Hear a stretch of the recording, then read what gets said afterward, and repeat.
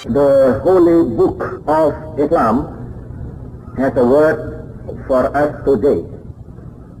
The Quran says in my language, "Hai sekalian manusia, sesungguhnya aku telah menjadikan kamu sekalian dari seorang lelaki dan seorang perempuan, sehingga kamu berbangsa-bangsa dan bersuku-suku, agar kamu sekalian mengenal satu sama lain. Bahwasanya yang lebih mulia di antara kamu sekalian ialah siapa yang lebih takwa kepadaku." I might translate that as, "O mankind, Allah, made you from a male and a female and divided you into nations and tribes so that you should come to know one another. In truth, those who are most noble before God are those who most are in awe of Allah and do good works toward Allah." And the Christian Bible too has a word for us. "Glory to God in the highest, and on earth peace to men of good will." Hidup harus makan, yang dimakan hasil kerja. Jika tidak bekerja, tidak makan. Jika tidak makan, pasti mati. Inilah undang-undangnya dunia. Inilah undang-undangnya hidup. Mau tidak mau, semua makhluk harus menerima undang-undang ini. Terimalah undang-undang itu dengan jiwa yang besar dan merdeka. Jiwa yang tidak menengadah, melainkan kepada Tuhan. Sebab kita tidak bertujuan bernegara hanya satu windu saja. Kita bertujuan bernegara 1000 windu lamanya. Bernegara buat selama-lamanya. Jerbasuki mobil. Sekali merdeka, tetap merdeka. Merdeka, merdeka buat selama-lamanya. Terima kasih. Barang siapa tidak bekerja, janganlah ia makan. Begitu berapi-api Bung Karno menggembleng rakyatnya tentang pentingnya kerja keras sebagai bangsa yang baru merdeka. Dan ungkapan barang siapa tidak bekerja jangan dia makan, itu berasal dari kitab suci Perjanjian Baru 1 Tesalonika pasal 3 ayat 10. Kita sudah belajar bagaimana Bung Karno melakukan passing over spiritualitasnya dalam tradisi berbagai macam agama dan dalil-dalil kitab suci, Al-Quran, Injil, Bhagavad Gita, yang disampaikannya begitu lancar di forum-forum yang tidak hanya seagama. Di depan Kongres Muhammadiyah di Bandung tahun 1965, Bung Karno berkata, "Jikalau aku ingat anak-anak kecil itu, aku ingat siapa? Nabi Isa. Nabi Isa berkata, 'Bring the kinderen tot mij.' Biarlah anak-anak itu datang kepadaku, karena merekalah yang akan memperoleh Koninkrag Gods. Mereka akan memperoleh kerajaan Tuhan." Di dalam pidatonya dalam rangka peringatan Isra Mi'raj, Bung Karno begitu ringan mengutip Injil Yohanes pasal 1 ayat 1. "In the beginning was the word." Pada mulanya adalah sabda. Tetapi ungkapan ini dimaknai Bung Karno secara bebas. Pada mulanya adalah kata, dan tadi saya sudah berbicara 1.500 kata, 1.600 kata. Dari kata itu kemudian menjadi pada mulanya pengetahuan. Bung Karno memahami Injil Yohanes pasal 1 ayat 1 tentu berbeda dengan ortodoksi Kristen. Karena mungkin Bung Karno menafsirkan seperti kata-kata dalam Quran. Iqra' bismi rabbikal ladzi khalaq. Sebutlah dengan nama Tuhanmu yang menciptakan.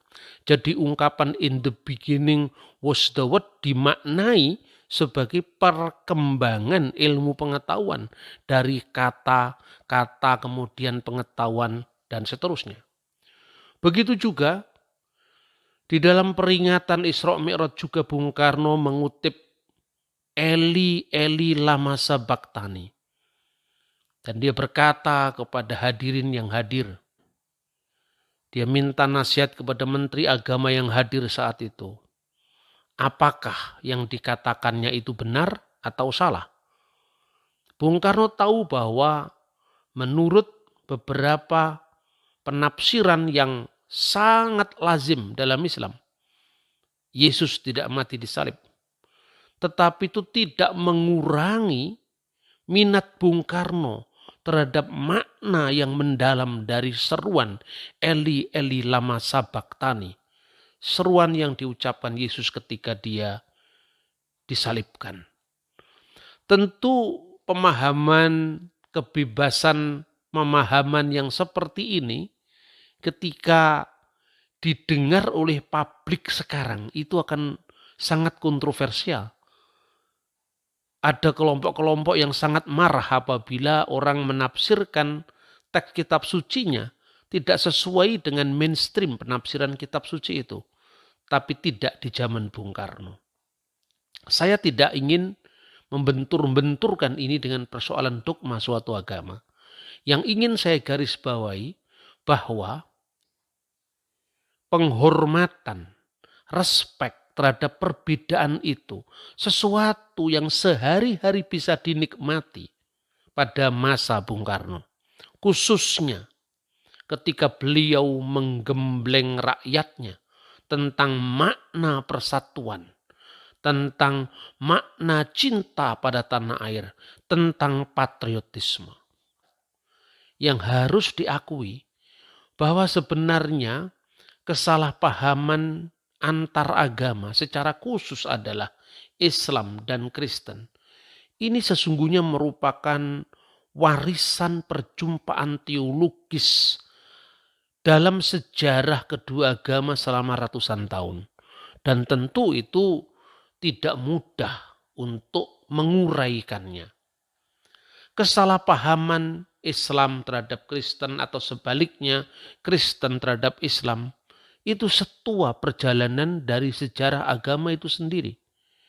Minimum catatan saya di Indonesia, sejak Luntar Firara, sesungguhnya sudah ada stigmatisasi bahwa Kristen itu adalah dolin, sesat. Dan itu muncul dari tafsiran surat Al-Fatihah yang dikutip di dalam Luntar Firara sebagai naskah Islam klasik atau terkuno di Nusantara, khususnya di Jawa. Jadi, persoalan misalnya tentang istilah putra Allah atau putra Tuhan, itu sesuatu yang memang tidak mudah untuk memahami satu sama lain. Tetapi, tidak ada salahnya apabila kita melihat ini sebagai sebuah dinamika yang panjang dalam proses pembelajaran. Kesalahpahaman antara Islam dan Kristen itu dijumpai mulai dari ustadz-ustadz kampung, presiden, hingga Haji Rhoma Irama. Tuhan itu satu, Tuhan tidak beranak, dan tak diperanakan. La ilaha illallah, Tuhan selain Allah. La ilaha illallah, Tuhan selain Allah. Seandainya Rhoma Irama memang mencipta lagu ini untuk menyindir orang Kristen, sesungguhnya pertanyaan yang krusial dipertanyakan, apakah memang benar Kristen seperti itu? Nah, inilah wilayah dialog, saudara-saudara. Bahkan mungkin Bang Haji Roma Irama kan kaget kalau ungkapan la ilaha illallah itu sesungguhnya tidak hanya ada dalam Al-Quran, tetapi juga ada di dalam Alkitab. Dalam hal ini misalnya Alkitab bahasa Arab, ya di dalam 1 Korintus pasal 8 ayat 4. Risalatu bulus rasulil awal ila ahli Korintus wa alla ilaha illallah, dan bahwa tidak ada ilah selain Allah yang esa. Wa alla ilaha illallahul ahad, dan ini sebagai terjemahan dari bahasa aslinya yaitu audes theos uteros eimiheis, atau paralel di dalam bahasa Suryani lait ilah illa allaha, tidak ada ilah sembahan kecuali Allah, sembahan yang satu-satunya. Nah saudara-saudara, memang bicara tentang ilmu agama-agama itu tidak mudah. Tetapi paling tidak yang dibutuhkan adalah respek kita terhadap perbedaan. Sebab jangan-jangan yang kita tuduhkan terhadap orang lain itu sesungguhnya tidak diyakini, bahkan mungkin tidak terbersit pikiran seperti yang dituduhkan itu. Seperti misalnya Tuhan itu beranak. Nah saudara-saudara, beda Roma Irama tentu beda dengan Bung Karno. Setiap orang itu punya kepala, maka isinya pun berbeda. Apa yang saya maksudkan ini sesungguhnya berlaku bagi siapapun juga. Hanya bedanya orang itu mau berubah seiring dengan bacaan yang bertambah, literatur yang lebih luas, bahkan sumber-sumber primer yang diyakini oleh agama yang bersangkutan. Dan ternyata Bung Karno pun tidak terlepas pula dari persoalan ini. Di dalam salah satu artikelnya yang ditulis tahun 1940 dan sekarang ini sudah diterbitkan dalam bentuk buku sejak tahun 1964, yaitu di bawah bendera revolusi jilid 1. Halaman 478. Di sana Bung Karno mengkritik kapitalisme, mengkritik kolonialisme, imperialisme yang dijalankan oleh orang-orang barat yang notabene mayoritas Kristen. Mungkin karena reaksi seperti itulah Bung Karno agak sinis berkata tentang bangsa-bangsa barat Kristen itu terpecah-pecah karena dikutuk oleh Allah. Mereka itu berlebih-lebihan dalam agama mereka. Mereka disuruh berbicara bahwa Allah itu esa, tetapi mereka mengatakan bahwa Nabi Isa Al-Masih itu adalah anak Allah. Ini kira-kira yang disampaikan Bung Karno. Karena mereka berlebih-lebihan dalam agama mereka. Tentu sebagai seorang muslim pasti Bung Karno membaca surah An-Nisa ayat 171. Ya ahlal kitab la taqlu fid dinikum. Wahai orang-orang yang diberikan kitab. Orang-orang yang diberikan kitab sebelum Islam maksudnya, yaitu Yahudi dan Nasrani. Janganlah kalian berlebih-lebihan dalam agama kalian. Jadi Bung Karno mungkin pada tahun itu memahami bahwa orang Kristen itu mempercayai secara letterlek bahwa Allah itu beranak. Sehingga dipertentangkan dengan ayat yang juga dipakai oleh Roma Irama dalam lagunya La ilaha illallah tadi. Yaitu lam yalid wa lam yulad. Allah itu tidak beranak dan tidak diperanakkan. Tetapi yang maha kuasa yang menciptakan langit dan bumi ini mengizinkan Bung Karno di dalam pengembaraan spiritualnya bertemu tidak hanya orang Islam atau orang pesantren. Tetapi dia bertemu dengan Romo Van Lith yang Katolik. Dia bertemu dengan tokoh-tokoh agama Hindu yang juga dari kalangan keluarganya sendiri yang beragama Hindu. Maka di sana dalam dunia batin Bung Karno yang paling dalam itu ada ayat-ayat Bhagavad Gita, ada seloka-seloka suci Buddhisme, ada ayat-ayat suci Al-Quran dan Injil, sehingga itu membentuk pemikirannya yang legitim tentang agama lain. Sekalipun saya katakan tadi, tidak harus bersetuju dengan konsep agama yang bersangkutan. Inilah makna agree in disagreement. Tidak dalam posisi meyakini, tetapi minimum tidak menyalahpahami. Dan ternyata dari hasil passing over Bung Karno dengan agama-agama lain itu telah mengubah atau paling tidak memoderasi pandangannya. Saya ingin kutipkan salah satu pidato Bung Karno yang diucapkan di depan Kongres Persatuan Wanita Kristen Indonesia 22 Februari 1964. Pidato itu diberi judul Jadikanlah Indonesia Poros New Emerging Forces. Bung Karno mengatakan bahwa sesungguhnya kita semua ini adalah anak-anak Tuhan dan kita semua ini mengabdi kepada Tuhan. Kita tidak mengetahui apa yang dimaksudkan Bung Karno dengan istilah anak-anak Tuhan ini. Tapi minimum Bung Karno sudah memahami bahwa istilah anak-anak Tuhan tidak harus dimaknai secara letterlek bahwa Tuhan itu beranak. Statement yang kurang lebih sama juga diucapkan Bung Karno dalam pidatonya yang berjudul Kader Katolik Benar-benar Berjiwa Elang. Itu dalam rangka penggemblengan kader pelopor Front Katolik 22 Juni 1965.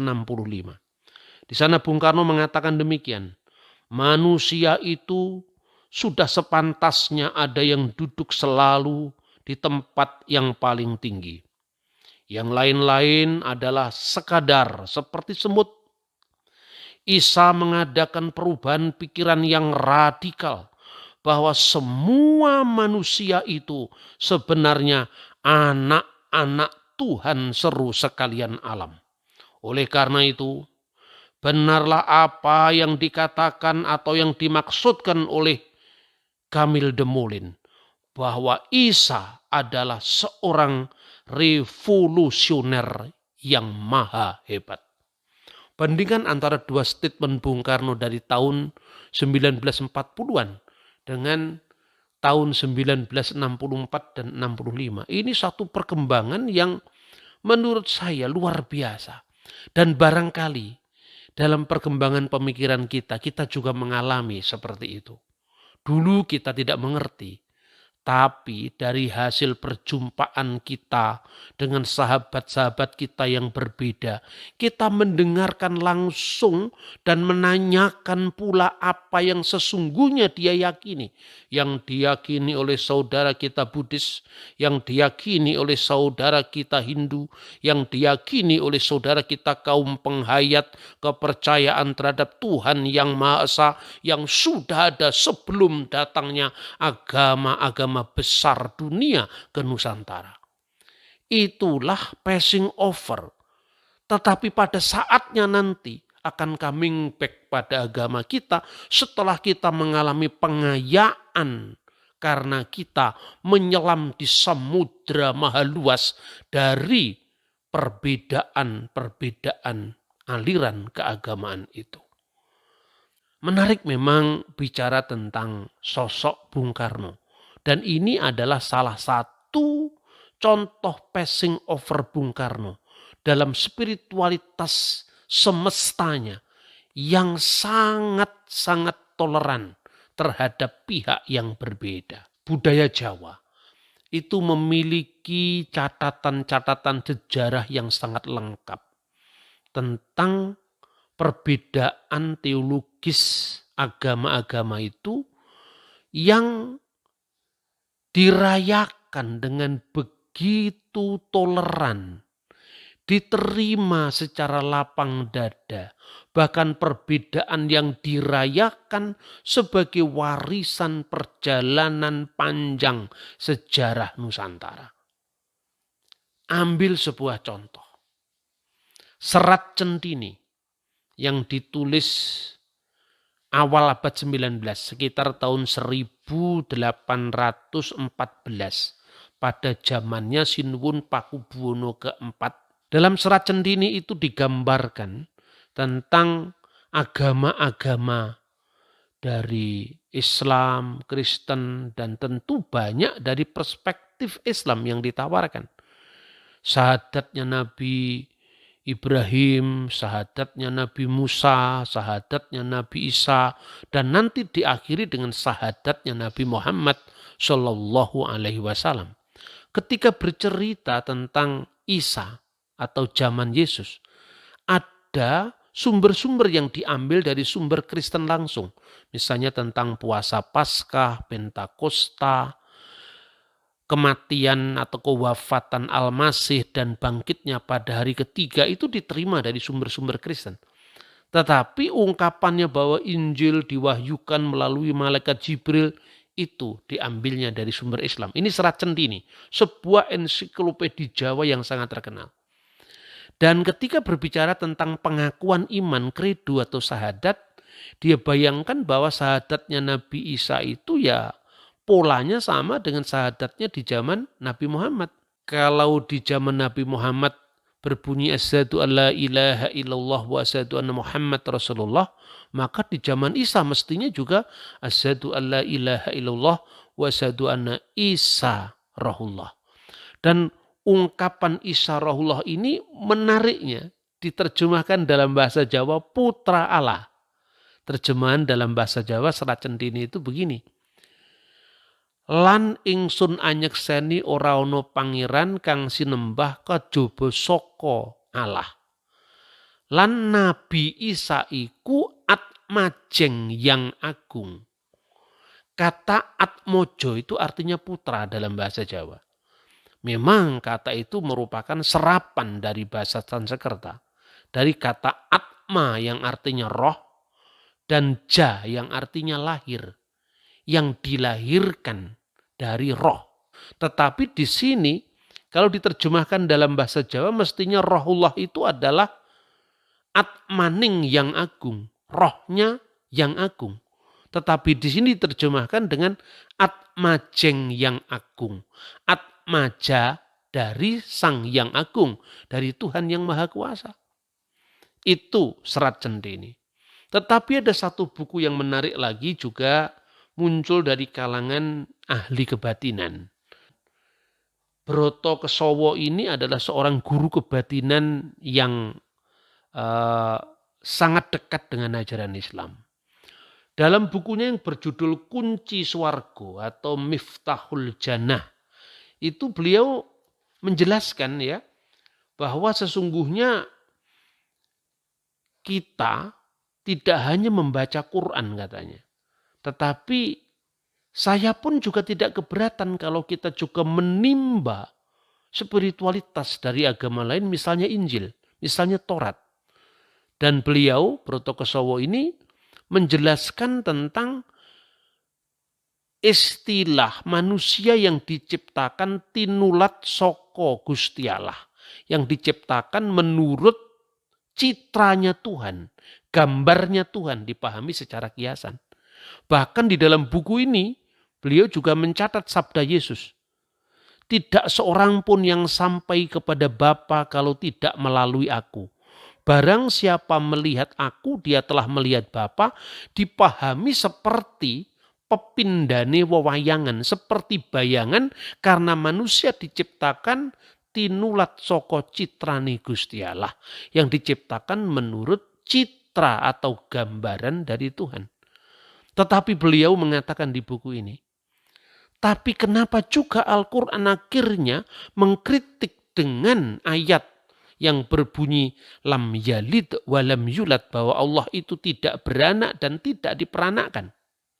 Itu karena ada orang-orang yang secara letterlek memahami bahwa Allah itu benar-benar beranak secara fisik. Karena itulah ayat lam yalid walam yulad itu ditujukan.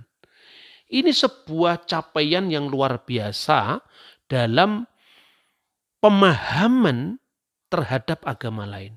Dan itu juga berlaku untuk seorang tokoh besar, pemimpin besar revolusi kita yang sangat kita hormati, yaitu Bung Karno.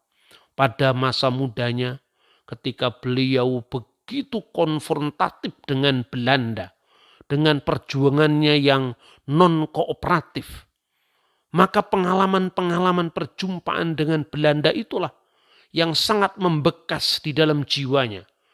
Dan dia merasa ayat Al-Quran itu relevan untuk mengatakan bahwa orang Barat yang notabene Kristen itu berlebih-lebihan dalam agama mereka. Tetapi beda ketika bangsa ini sudah merdeka dan rakyat yang dipimpinnya tidak hanya dari kalangan Islam, tapi dari kalangan Buddhis, Hindu, Kristen, Katolik, maka dia harus menjadi bapak semua rakyatnya yang berbeda-beda. Karena itu Bung Karno menampilkan diri sebagai sosok yang bisa mewakili, mengayomi seluruh agama-agama dan kepercayaan terhadap Tuhan yang Maha Esa. Passing over spiritualitas Bung Karno yang melompat dari satu dalil keagamaan ke dalil keagamaan yang lain, itu selalu menarik untuk terus-menerus kita dalami, kita kaji, bahkan kita teladani dalam interaksi kita dengan saudara-saudara yang berbeda. Dan dalam iman Kristen secara khusus, memang istilah anak Allah itu tidak benar-benar dipahami secara letterlek seolah-olah itu Allah beranak. Kok primitif sekali Tuhan kok beranak? Ada banyak makna. Misalnya,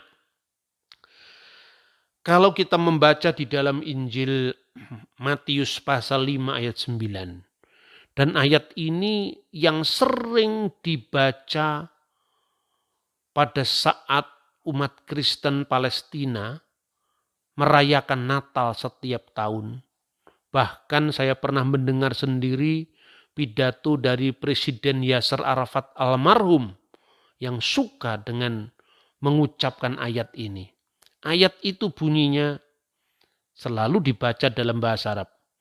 Tuba lisoni issalam li'annahum abna'allahi yuta'un.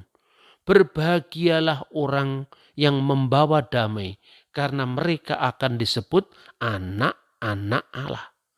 Dalam paralel yang kurang lebih sama, Bung Karno mengutip ungkapan anak-anak Tuhan, anak-anak Allah ini ketika beliau berkata, kita semua ini adalah anak-anak dari Tuhan seru sekalian alam. Karena kita cinta damai, sekalipun kita lebih cinta kemerdekaan. Kiranya spiritualitas Bung Karno yang melintas batas, yang passing over ini, bisa kita teladani dalam kehidupan keberagaman kita di Indonesia. Merdeka!